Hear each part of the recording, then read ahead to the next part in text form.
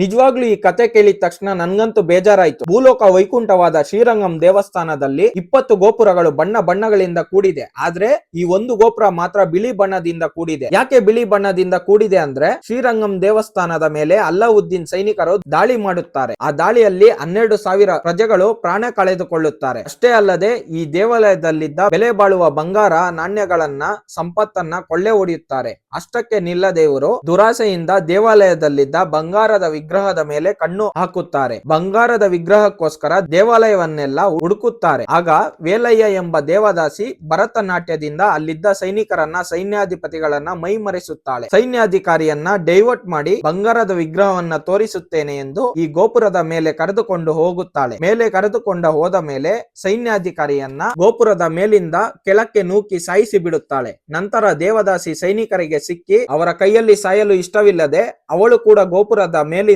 ಬಿದ್ದು ಸತ್ತು ಹೋಗುತ್ತಾಳೆ. ಅದಕ್ಕೆ ಅವಳ ತ್ಯಾಗಕ್ಕೆ ಮೆಚ್ಚಿ ಗೋಪುರಕ್ಕೆ ಬಿಳಿ ಬಣ್ಣ ಹಚ್ಚಿ ವೇಲಯ್ಯ ಗೋಪುರ ಅಂತ ನಾಮಕರಣ ಮಾಡಿದ್ದಾರೆ.